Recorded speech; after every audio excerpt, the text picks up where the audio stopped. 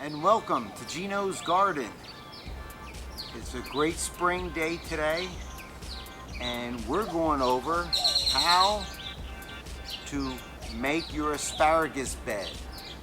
Now, as you already can see, my asparagus bed is already on its 4th year. So I'm just going to go over that real quick with you. It's very, very simple. Okay, you need to enjoy your asparagus 2 different ways. By cutting them and eating them. The second way is when you let them grow, they turn into a fern. Okay, so you want to have your asparagus bed, first of all, going with the sun. You don't want to have your asparagus bed going this way and your sun going this way. Because what's going to happen is on either side of the bed, when they turn into ferns, they're going to shade the other plants. So make sure you have it at the right spot with the sun. Second of all, what we did here is we made our asparagus bed as close as possible to our back patio. This is the corner of our garden. So in the fall time, we let our asparagus grow up and don't cut it and let it turn into ferns. So when we're on our back deck enjoying our backyard, instead of looking at the dirt, we're looking at all the ferns. So utilize and make sure you plant it at the right spot. We already had our asparagus bed in the garden at a place, but then I read up on it and I changed it all around, and that's what I want to explain to you today. Now, first of all, once you find your spot, you need to dig out all the dirt that's going to be in your asparagus bed. Okay, all the dirt. You need to go down at least 12 inches to 2 feet, and you remove that dirt. Here at Gino's Garden, I went 2 feet down, removed all the dirt out of there, and I dispersed the dirt throughout the yard where I had low spots. Okay, so utilize what you have. Then I replaced all this dirt with richer soil. Could be sandy loam, mulch. We mix our favorite fertilizer here at Gino's Garden, rabbit poop. That's what we use. And then on top, put a layer of peat on top. It kind of packs the soil down. Now, if you live up north where it freezes all the time, every winter, what you would want to do is you need to cover your asparagus bed. And the best thing to use is straw. In this case, I would use 2 bales of straw and pile it up on top of your bed to protect it from freezing. And then every spring, you remove your straw, weed it out, and basically that's all you need to do is weed it out, put a little bit more peat down. Again, in our case, we use rabbit poop. I don't know if you can see, there's a couple little dinky small ferns growing. Here's one here growing out throughout. Here's another one. That's how the garden first starts out your first year. You let the ferns grow. You don't touch them because they are very thin and there's not enough meat on it, okay, for you to eat.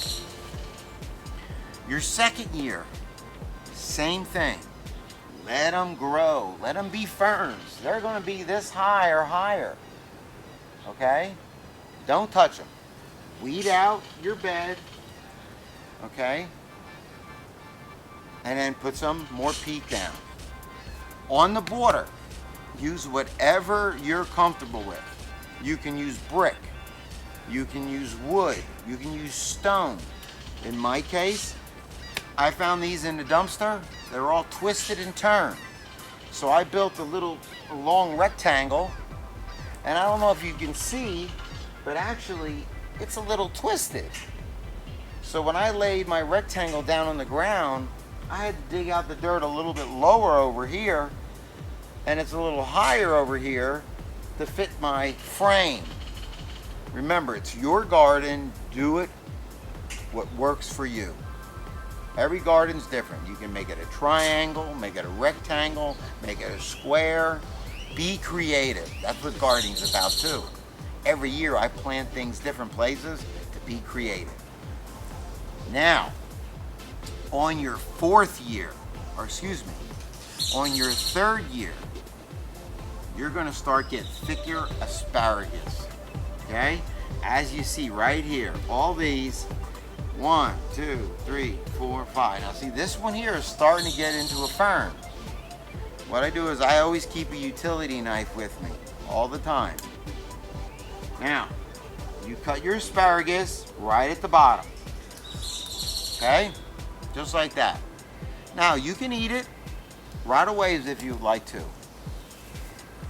What I do is I get a glass, I fill it up with half with water, and I put these in the glass of water.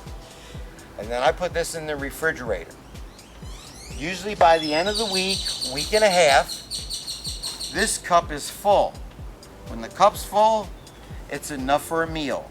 What I do is I pull them out, keep all the flowers together the same height, similar to this, and then cut off the ends that are a little bit maybe harder.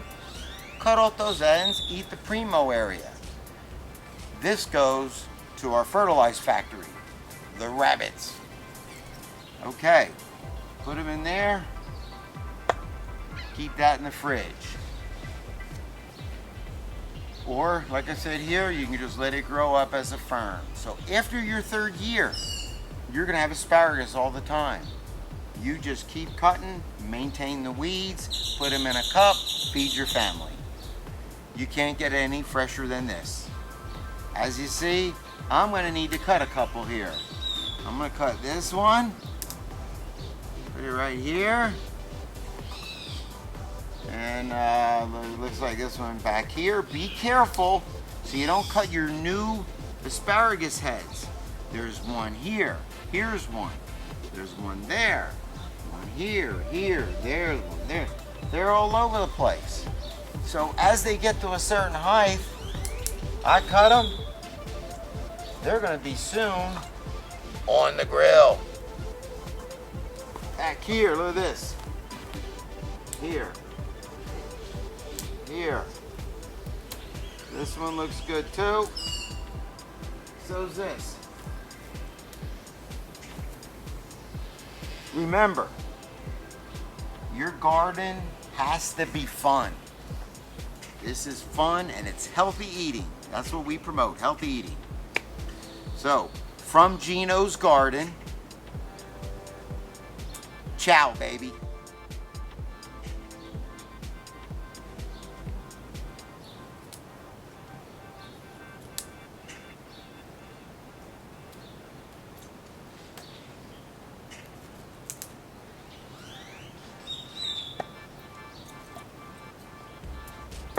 Looks like we're having a meal tonight with tuna.